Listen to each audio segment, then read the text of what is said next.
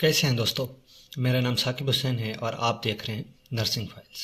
आज हमारी class discussion का जो टॉपिक है वो है drugs use to treat GERD and ulcer diseases.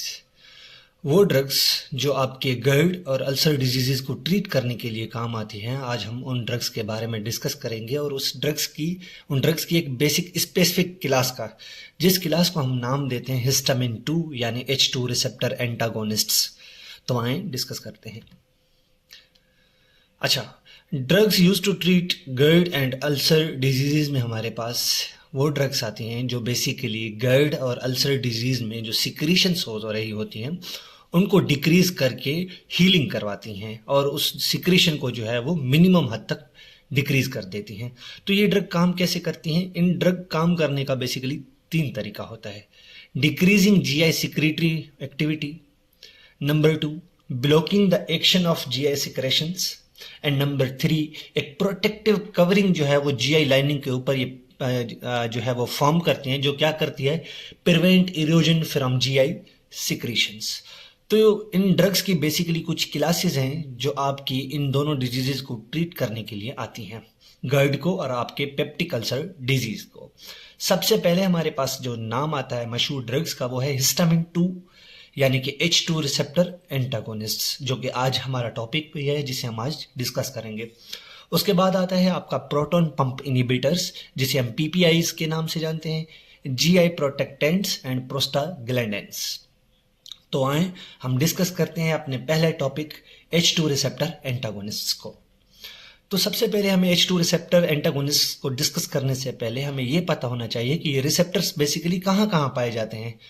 सबसे पहले तो ये हिस्टामिन रिसेप्टर 4 किस्म के होते हैं, हमें इन सबसे काम नहीं है। हमारा काम है H2 रिसेप्टर एंटागोनिस्ट के साथ कि ये H2 रिसेप्टर हमारे पास बेसिकली पाए कहाँ पे जाते हैं। तो ये पाए आपके जाते हैं brain, smooth muscle of GI tract, उसके अलावा आपके जेनिटो यूरिनरी ट्रैक में, एड्रिनल मेड्यूला में और आपके इम्यून सिस्टम और हार्ट में पाए जाते हैं। तो इसका मकसद ये हुआ कि जब ये ड्रग एक इंसान कंज्यूम करेगा, उसे खाएगा, तो इसके साथ हमारे पास जीआई सिस्टम में तो इसकी सिक्रीशन कम होगी, लेकिन जो बकाया सिस्टम्स हैं जैसे कि ब्रेन, हमारे पास इम्यून सिस्टम, हार्ट और जेनिटो यूरिनरी ट्रैक, इसमें हमारे पास कुछ हमारे पास एडवर्स इफेक्ट या हमारे पास जो है वो एडवर्स इफेक्ट जो है वो जाहिर करेगा। तो ये हमें बात पता होनी चाहिए। ये हमें इसलिए पता होनी चाहिए क्योंकि हम जब पता होता है ना कि रिसेप्टर्स कहाँ पाए जाते हैं तो हमें एक अंदाज़ा हो जाता है कि हाँ भाई, अगर ये यहाँ पे फ़ायदा दे रहा है तो यहाँ पे ये नुकसान भी दे सकता है। उसके अलावा इनके हम अगर फिजियोलॉजिकल इफेक्ट की बात करें तो इनको फिजियोलॉजिकल इफेक्ट क्या है, तो ये इनहिबिट करते हैं कीमोटैक्सिस के प्रोसेस को in basophils, gastric secretion of HCl जो कि हमारा मेन मोटो है कि इसको डिक्रीज किया जाए अगर हम इसे ब्लॉक करेंगे। उसके अलावा ड्यूडेनल बाइकार्बोनेट सिक्रीशन को भी ये क्या करता है कि ये सिक्रीट करते हैं।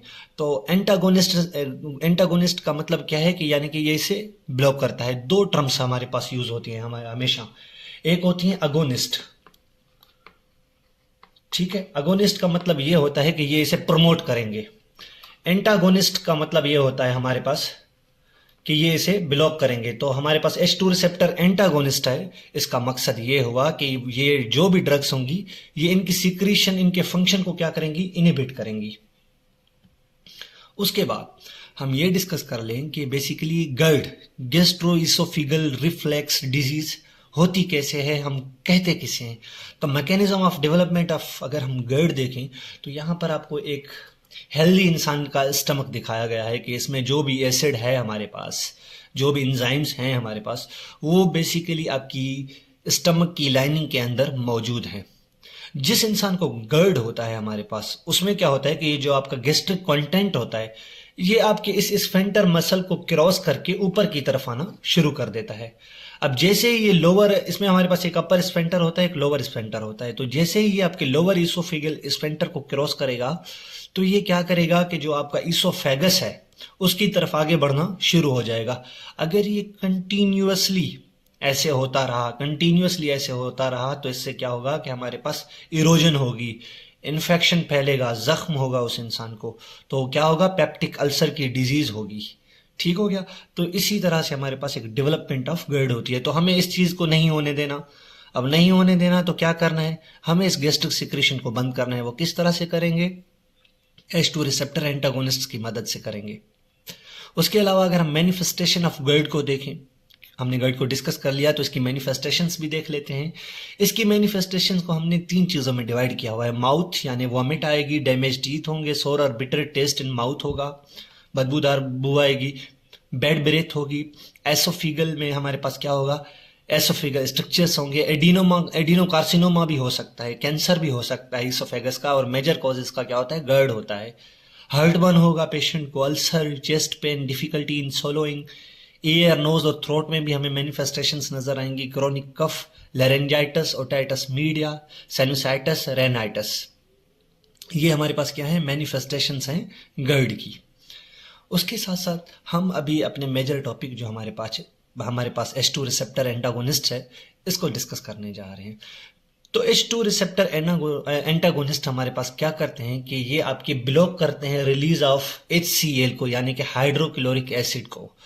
और ये कैसे करते हैं, क्योंकि HCl आपका रिलीज कौन करता है, आपके पैरेटल सेल्स करते हैं, और पैरेटल सेल्स के ऊपर आपके मौजूद होते हैं H2 रिसेप्टर जो कि इन्हें ऑर्डर देते हैं। तो ये क्या करेंगे, हमारे पास मेडिसिन, ये मेडिसिन आपकी H2 रिसेप्टर जो है ना, इनको जाके ब्लॉक करेंगी। जब ये H2 रिसेप्टर आपके पैरेटल सेल के ऊपर ब्लॉक होंगे तो पैरेटल सेल को सिग्नल नहीं मिलेगा। जब सिग्नल नहीं मिलेगा तो वो HCl सीक्रेट नहीं करेगा। इसी तरह से हमारे पास क्या होता है कि एक मेडिसिन काम करती है आपकी H2 रिसेप्टर एंटागोनिस्ट।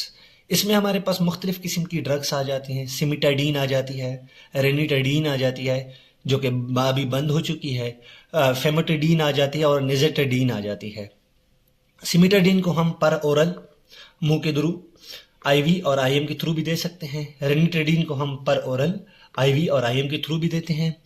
फेमेटाडीन को हम जो है वो पर ओरल और IV के थ्रू देते हैं हमेशा, जो इनका रूट है, और निज़ेटाडीन को हम हमेशा पर ओरल के थ्रू देते हैं। मोड ऑफ एक्शन क्या है, वही मैंने जो चीज़ें आपको बताई कि H2 रिसेप्टर हमारे H2 एंटागोनिस्ट हमारे पास क्या होता है कि सिर्फ सिलेक्टिवली H2 रिसेप्टर को जाके जो कि पैरेटल सेल के ऊपर लोकेटेड होते हैं उन्हें प्रिवेंट करता है bind of histamine on these receptors. जो हिस्टामिन हमारे पास एक केमिकल होता है, ठीक है, उससे उसकी जगह पे क्या करते हैं कि ये हमारे पास जाके बाइंड करते हैं। अब जैसे ही ये बाइंड करते हैं तो हिस्टामिन क्या करता है, आपके पैरेटल सेल के ऊपर बाइंड नहीं हो पाता। अब जैसे ही ये बाइंड नहीं हो पाता, जिसके नतीजे में क्या होता है कि डिक्रीज्ड हो जाती है आपकी प्रोडक्शन ऑफ हाइड्रोक्लोरिक एसिड। अब जैसे ही हाइड्रोक्लोरिक एसिड की प्रोडक्शन डिक्रीज होगी, जिसके नतीजे में क्या होगा कि रिड्यूस गैस्ट्रिक सिक्रीशंस होगी। However H2 receptors are also present on heart, जैसे कि मैंने आपको ऊपर बताया इनकी लोकेशन के बारे में। तो high level of these drugs can produce cardiac arrhythmias, ये हमारे पास क्या है, एक साइड इफेक्ट है। उसके साथ साथ हम मैकेनिज्म ऑफ एक्शन बेसिकली देख लें पिक्टोरियल व्यू में। ये आपका पैरेटल सेल है सारा, इसके ऊपर मुख्तलिफ किस्म के रिसेप्टर्स मौजूद होते हैं। यहाँ पे हमारे पास क्या है, H2 रिसेप्टर्स भी मौजूद हैं। H2 रिसेप्टर्स के ऊपर क्या है कि ये हिस्टामिन आपका एक केमिकल है जो कि आगे बाइंड करता है। अब जैसे ये बाइंड करता है कि HCl की प्रोडक्शन होती है। हमने क्या किया, हिस्टामिन की जगह पे सिमिटाडीन जो कि H2 रिसेप्टर एंटागोनिस्ट हमारे पास एक ड्रग है, हिस्टामिन की जगह पे ये सिमिटाडीन ड्रग आके यहाँ पे बाइंड करेगी। अब जैसे ही यहाँ पे ड्रग ने आके बाइंड कर लिया, उसकी जगह को ऑक्यूपाइड कर लिया, तो हिस्टामिन खुद नहीं बाइंड कर सकता। जब ये खुद बाइंड नहीं कर सकता तो एक सिग्नल प्रोड्यूस नहीं होगा। अब जैसे ही ये सिग्नल प्रोड्यूस नहीं होगा तो इसके नतीजे में क्या होगा कि HCl की जो प्रोडक्शन है ना वो कम हो जाएगी। उसके साथ साथ हम इंडिकेशन की बात करें तो ये किन किन पेशेंट्स को दे सकते हैं, किन किन जो है वो डिजीज को ट्रीट करने के लिए इसे दिया जाता है। तो short treatment of active duodenal ulcer और बिनाइन गैस्ट्रिक अल्सर को भी ट्रीट किया जा सकता है इसके साथ साथ। उसके अलावा पैथोलॉजिकल हाइपर सिक्रेटरी जो कंडीशंस होती हैं हमारे पास, जैसे जुलिंगर एलोसन सिंड्रोम हो गया आपका, इसको ट्रीट करने के लिए यूज किया जाता है। एज अ प्रोफाइलेक्सिस के तौर पे काम हम देते हैं ताकि जो स्ट्रेस इंड्यूस्ड अल्सर्स हैं उनसे बचा जाए, और एक्यूट अपर जीआई की जो ब्लीडिंग होती है इन क्रिटिकल पेशेंट्स उनमें जो है वो इनको दिया जाता है ताकि ज़्यादा से ज़्यादा जो है वो जीएस सिक्रीशन को कम किया जाए। और जैसे ही जीएस सिक्रीशन कम होगी तो उस इंसान में हीलिंग होना जल्दी में शुरू हो जाएगी। उसके साथ साथ ट्रीटमेंट ऑफ हम एरोसिव GERD को जो है वो ट्रीट करने के लिए इसे देते हैं। और कुछ सिम्टम्स जैसे हार्ट बर्न, एसिड इंजेक्शन, और सोर्स स्टमक को जो है वो रिलीफ करने के लिए भी, इनके सिम्टम्स जो है वो रिलीव करने के लिए भी हम देते हैं। अगर हम फार्माकोकाइनेटिक्स की बात करें H2 रिसेप्टर एंटागोनिस्ट्स की, तो सिमिटेडिन, रेनिटेडिन और फेमिटेडिन जैसे मैंने आपको बताया पर ओरल, पेरेंटल फॉर्म, पेरेंटल में 2 आ जाते हैं आपके IMIV, और भी आते हैं, तो इनमें जो है वो हम दे सकते हैं। और निज़ेटाडीन जो आपकी है वो सिर्फ आप पर ओरल की सूरत में दे सकते हैं। Cimetidine has been associate with anti androgenic effect, यानी कि सिमिटाडीन, आप जो सिमिटाडीन है वो आपकी infertility, osteoporosis, hot flashes, sexual dysfunction men आ गया आपका, जिसमें आपका इंक्लाइंड लॉस ऑफ लिबिडो जो है वो, और इसके साथ साथ क्या होगा कि इरेक्टाइल डिसफंक्शन होगा पेशेंट को। उसके अलावा depression, fatigue, anaemia and decreased semen ejaculate volume in males, और इंक्लूडिंग गायनेकोमेशिया एंड गैलेक्टोयूरिया। अब गायनेकोमेशिया का क्या मतलब होता है कि वो मेल इंसान जिसमें जो है वो ब्रेस्ट की फॉर्मेशन होना शुरू हो जाए, और गैलेक्टोरिया का मतलब ये होता है कि नॉन कैंग्रो मदर, यानी वो मदर जो फीड नहीं करवा रही, तो उसमें क्या होता है कि मिल्क की अचानक प्रोडक्शन शुरू हो जाती है और निपल्स से जो है वो मिल्क बाहर आना शुरू हो जाता है। उसके साथ साथ अगर हम इसकी पीक लेवल की बात करें तो ये 1 या 1.5 घंटे में जो है वो मेटाबोलाइज होके, मेनली लिवर में मेटाबोलाइज होके ये आपके जो है वो यूरिन के थ्रू एक्सक्रीट हो जाता है। उसके अलावा अगर हम इनकी हाफ लाइफ की बात करें, यानी कि ये ब्लड में कितना अर्सा रह सकते हैं, तो ये 2 आवर्स तक जो है वो रह सकते हैं। ये आपके प्लेसेंटा को क्रॉस करते हैं, और सबसे बड़ी बात ये कि ग्रास इन प्रेगनेंसी है। ग्रास का मतलब क्या होता है कि जर्नली रिगार्डेड एज सेफ, यानी ये ड्रग आपकी प्रेगनेंसी में सेफ होती है। जब ये प्लेसेंटा को क्रॉस करेगा तो यानी कि बच्चे की तरफ जाएगा, और ब्रेस्ट मिल्क को भी क्रॉस करेगा तो ये क्या है कि कैंगरो मदर जो है वो अपने बच्चे को जो फीड करवा रही होती है दूध, तो उसमें भी होगा, और प्लेसेंटा को भी क्रॉस करेगा। भले दोनों को क्रॉस करे, ये आपका ग्रास इन प्रेगनेंसी होता है हमेशा।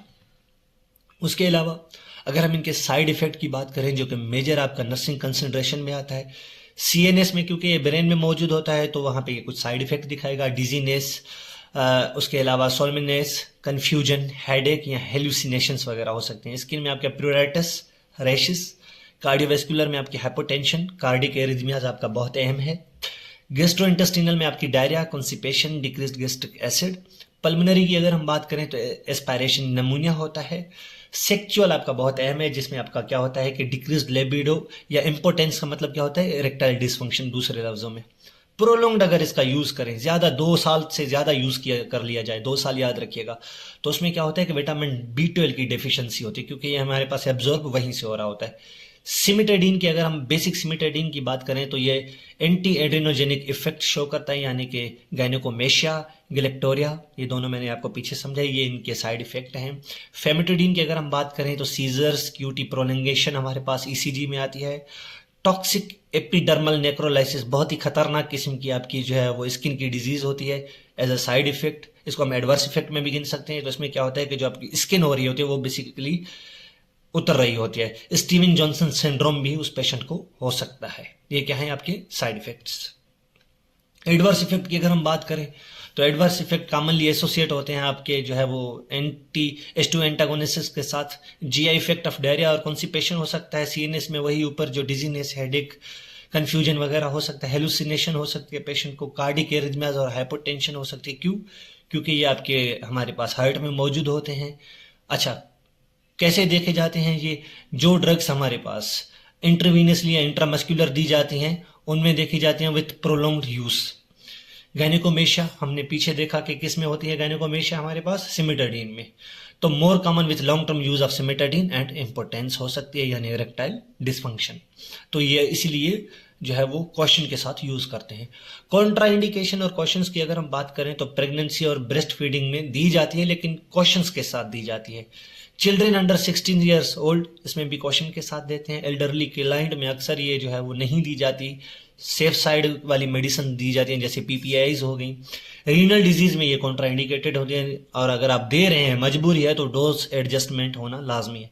सिमिटाडीन एंड फेमिटाडीन जो है हमारे पास हेपेटिक डिजीज में कॉन्ट्राइंडिकेटेड होती हैं। क्यों? क्योंकि इनकी मेटाबॉलिज्म हमारे पास लिवर में होती हैं। अगर ये लिवर में जाएंगी तो उसमें C450 हमारे पास एक एंजाइम होता है, उसको क्या करते हैं, ये इनिबिट करती हैं और वही मेटाबोलाइज करवाने के लिए अहम किरदार अदा करता है। तो अगर वो इनिबिट होगा तो ये ड्रग बिल्डअप होंगी आपके लिवर में, जिसके नतीजे में क्या होगा कि हमारे पास लिवर की डिजीजेज होना शुरू हो जाती हैं। उसके साथ साथ नर्सिंग कंसंट्रेशन की अगर हम बात करें तो ये मोस्ट इंपॉर्टेंट है हमारी नर्सिंग फील्ड के लिए। क्या है कि बेसलाइन असेसमेंट करेंगे आप, जिसमें आप वाइटल साइन देखेंगे पेशेंट की, न्यूरोलॉजिकल स्टेटस देखेंगे, हेलुसिनेशंस वगैरह पेशेंट को, एंजाइटी, डिप्रेशन, गेस्ट्रोइंटेस्टिनल स्टेटस देखेंगे कि डायरिया नहीं है, उसको कॉन्स्टिपेशन नहीं है, वॉमिट तो नहीं हो रही है, रेडियोलॉजिकल और एंडोस्कोपिक रिजल्ट देखेंगे आप, कोई अल्सर वगैरह तो नहीं है, क्या है पेशेंट को, हेपेटिक फंक्शंस आप लाजमी देखेंगे। क्यों? क्योंकि मैंने आपको पीछे एक रीज़न समझाया। ईसीजी देखेंगे, कोई हार्ट का मसला नहीं है क्योंकि इसमें हमारे पास एरिथमियास देखा जाता है। विटामिन B12 की डेफिशिएंसी तो नहीं है क्योंकि ये डेफिशिएंसी कॉज करवाता है, तो अगर है तो उसके साथ सप्लीमेंट में दी जाती है। उसके अलावा क्लाइंट एजुकेशन में क्या बताएंगे, ये लाजमी है कि आप पेशेंट को रीज़न बताएं और लेंथ बताएं कि ये ट्रीटमेंट कितने अरसे तक चलेगी, क्यों दे रहे हैं हम, टाइमिंग ऑफ ओरल एडमिनिस्ट्रेशन उसको लाजमी बताएं। क्यों आपने 10 बजे खानी है, 12 बजे खानी है, सुबह नाश्ते में खानी है, रोटी के साथ खानी है, किस तरह से खानी है, तो ये आपकी नर्सिंग कंसंट्रेशन अहम है। साइड इफेक्ट ऑफ सिमेटाडीन आप गैनिकोमेशिया इंपॉर्टेंस बताएंगे पेशेंट को। फेमेटाडीन के साथ कार्डिक एरिथमियाज और डिक्रीज लेबिडो हो रहा है, अगर पेशेंट को कार्डिक एरिथमियाज ज़्यादा हो रहा है तो उसे आप कहेंगे कि आप हेल्थ केयर से जल्द में जल्द नोटिफाई करें, उसको बताएं। डाइटरी मॉडिफिकेशन आप आल हिस्टामिन H2 रिसेप्टर्स के साथ बताएंगे कि पेशेंट को कहेंगे कि इंक्रीज्ड फ्लूइड इनटेक करे, डाइटरी विटामिन B12 जो है वो अगर नहीं हो रहा तो वो ले, अवॉइड अल्कोहल करे, एस्पिरिन करे, नेसिड्स ना ले, कैफीन स्पाइसी फूड से अवॉइड करे। क्या है कि अगर इरोजन हो रही है तो इसके साथ और ज़्यादा होगी। अगर इनमें से कोई भी आपको साइनो सिम्टम मिलता है पेशेंट को हम ये बताएंगे, अगर कोई भी आपको एडवर्स इफेक्ट मिल रहा है तो आप जल्द से जल्द नोटिफाई करें अपने हेल्थ केयर प्रोवाइडर को, ताकि जल्द से जल्द उसको ट्रीट किया जाए, वो बढ़ ना जाए। क्योंकि हमने पीछे देखा कि एपिडर्मिक नेक्रोलाइसिस हो रहा है पेशेंट को, स्टीवन जेनसन सिंड्रोम हो रहा है। तो ये सारी चीज़ों से बचने से क्या है कि अर्ली वार्निंग साइन अगर पेशेंट को पता चल रहे हैं तो हम उसे यही इंकरेज करेंगे कि आप नोटिफाई करें हेल्थ केयर प्रोवाइडर को। यहाँ पे हमारे पास ये ड्रग खत्म होती है, H2 रिसेप्टर एंटागोनिस्ट। मैं उम्मीद करता हूँ कि आपको अच्छे से समझ आई होगी। इंशाल्लाह हम अपनी अगली नेक्स्ट ड्रग के साथ मिलते हैं जो कि कोशिश करेंगे कि PPI को कवर करें। अल्लाह हाफिज़, अपना ख्याल रखिएगा। Thank you so much.